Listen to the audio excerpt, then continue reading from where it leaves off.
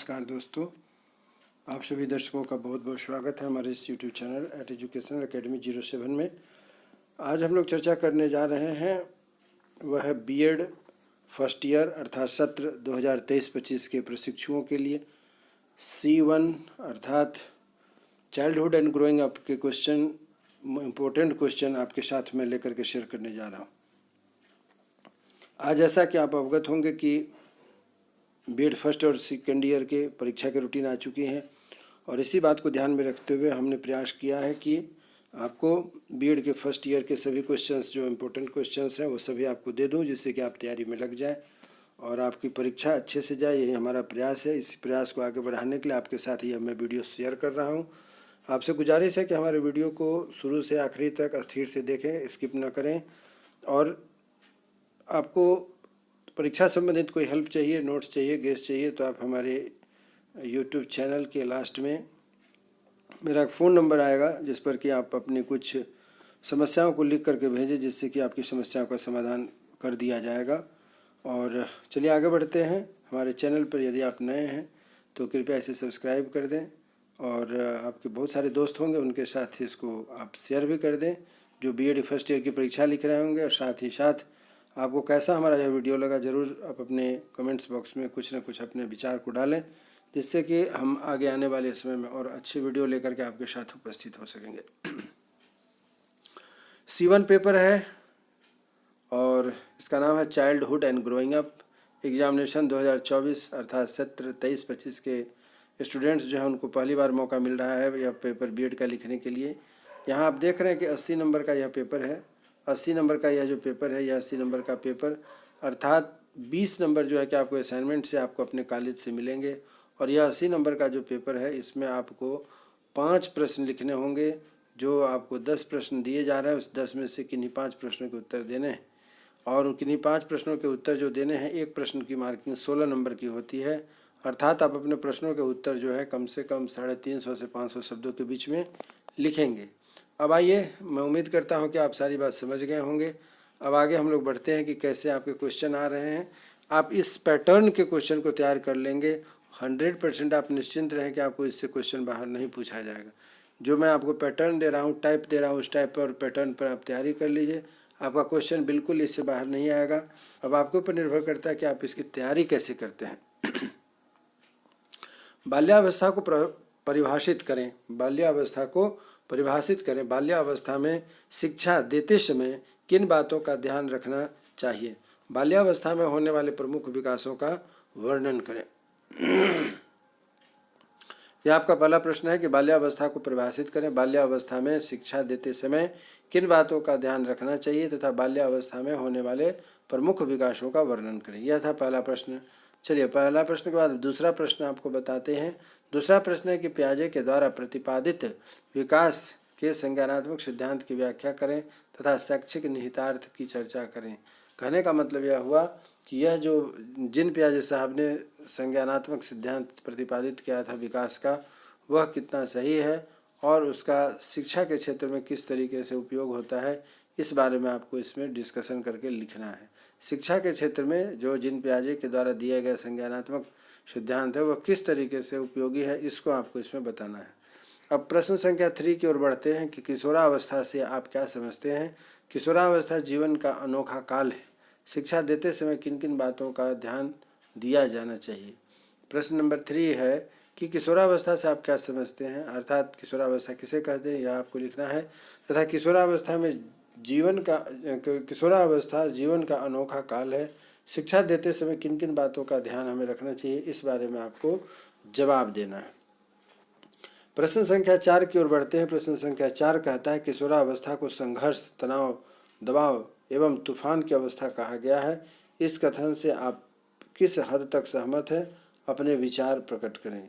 प्रश्न नंबर 4 है कि किशोरावस्था को संघर्ष, तनाव, दबाव एवं तूफान की अवस्था कहा गया है और इस कथन से आप किस हद तक सहमत हैं? स्व विचार आप प्रकट करें। तो जैसा कि आप देख रहे हैं कि यह प्रश्न कह रहा है कि किशोरावस्था में आप भी किशोरावस्था की उम्र से गुजरे हैं, तो आपको भी पता होगा कि उस समय मानसिक स्थिति कितने संघर्ष की होती है, तनाव की स्थिति, दबाव तथा तूफान की अवस्था होती है।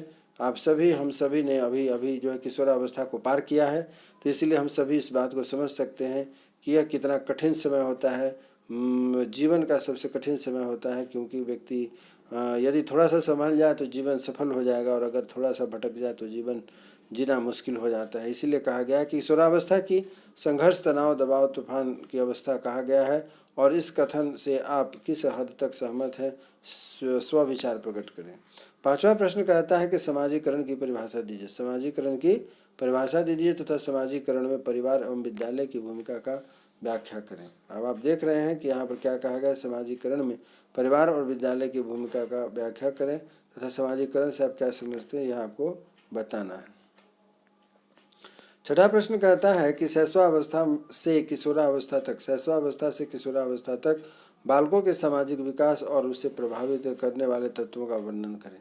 छठा प्रश्न कहता है शैशवावस्था से किशोरावस्था तक बालक के सामाजिक विकास और उसे प्रभावित करने वाले तत्वों का वर्णन करें। तो आप जान रहे हैं कि शैशवावस्था में क्या क्या सा परिवर्तन शरीर में होता है, और शिशुवावस्था के बाद जब बच्चे किशोरावस्था में जाने लगते हैं तो उसकी मानसिक स्थिति और शारीरिक स्थिति किस प्रकार से परिवर्तित होती है।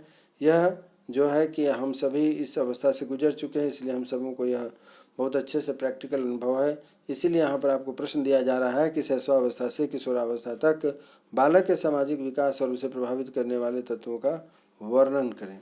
चलिए प्रश्न संख्या 7 की ओर आगे बढ़ते हैं। प्रश्न संख्या 7 क्या कहता है, ध्यान से सुनिएगा। व्यक्तिगत विभिन्नताओं का क्या अभिप्राय है। व्यक्तिगत विभिन्नताओं का क्या अभिप्राय है तथा व्यक्तिगत विभिन्नताओं का शैक्षिक महत्व क्या है। अब देखिए यहाँ पर व्यक्तिगत विभिन्नता के दोनों पॉइंट्स को पूछा गया है, समझाया गया है। एक इसका अभिप्राय क्या है और इसका एक महत्व क्या है शिक्षा के क्षेत्र में, अर्थात शैक्षिक महत्व क्या है तथा इसका अभिप्राय क्या है, अर्थात व्यक्तिगत विभिन्नताओं के क्या अभिप्राय है। किसे कहते हैं कि व्यक्ति में जो डिफरेंसेस हैं उसे हम किस तरीके से ये करते हैं कि आपको व्यक्तिगत विभिन्नताओं का क्या अभिप्राय है तथा व्यक्तिगत विभिन्नताओं का शैक्षिक महत्व क्या है। इसी प्रकार प्रश्न संख्या 8 की ओर आगे बढ़ते हैं कि शिक्षण अधिगम का क्या अर्थ होता है। शिक्षण अधिगम का क्या अर्थ होता है।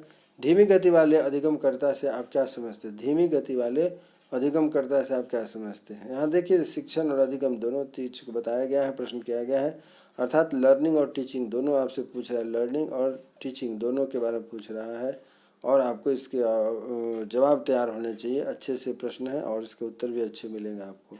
उसी प्रकार है कि धीमी गति वाले अधिगमकर्ता से आप क्या समझते हैं। कहने का मतलब कोई बच्चा बहुत धीरे सीखता है किसी चीज़ को, बहुत जल्दी भूल जाता है, तो निश्चित रूप से जो बात को जल्दी भूलेगा वह व्यक्ति क्या होगा कि धीमी गति से अधिगम करता है। तो वही बात पूछा गया है कि धीमी गति वाले अधिगमकर्ता से आप क्या समझते हैं।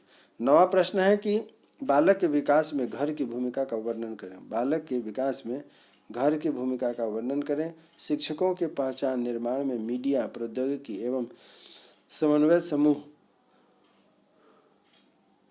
के प्रभावों का उल्लेख करें। शिक्षार्थी के पहचान निर्माण में मीडिया, प्रौद्योगिकी एवं समन्वय समूह के प्रभावों का उल्लेख करें। तो इस प्रकार आप देख रहे हैं कि प्रश्न संख्या 9 तक हम लोगों का पूरा हो गया। अब 10वां प्रश्न कहता है कि बौद्धिक प्रतिभा क्या है। बौद्धिक प्रतिभा किससे कहते हैं। बौद्धिक प्रतिभा को कैसे संवर्धित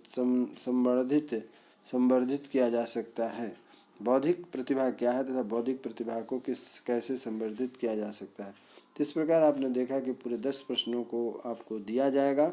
उम्मीद करता हूँ कि इसमें से आपको सारे प्रश्न के सभी प्रश्न आपको लड़ने चाहिए। हमारी शुभकामना है कि आपके सभी प्रश्न बिल्कुल लड़े, क्योंकि आपकी तैयारी अच्छी है। अच्छी नहीं होती तो फिर आप तैयारी नहीं होते परीक्षा के लिए। अब परीक्षा का समय आ चुका है और आप इस स्थिति में हैं कि आप अपनी ज्ञान विज्ञान और जो शक्ति है उसको लगा करके अपने विषय को बेहतर लिखें।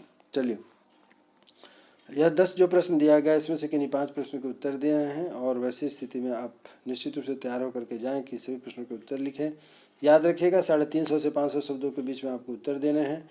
उम्मीद करता हूं कि आपको आज का वीडियो अच्छा लगा होगा तथा आगे आने वाली वीडियो में मैं बताऊंगा कि किस तरीके से आप उत्तर लिखें, किस तरीके से उत्तर लिखें कि आपको अच्छे से अच्छे मार्क्स आ सके। और उसके लिए आपको हमारे चैनल को सब्सक्राइब करना होगा, क्योंकि जब हम परीक्षा के नज़दीक पहुँचेंगे गेस्ट क्वेश्चन देने के बाद, तो फिर आपको how to write a good answer for getting there the better marks I will help you to understand, make you understand। आपको समझाने के लिए प्रयास करूंगा जिससे कि आप कैसे लिखें कि एक अच्छा नंबर आप पा सकते हैं।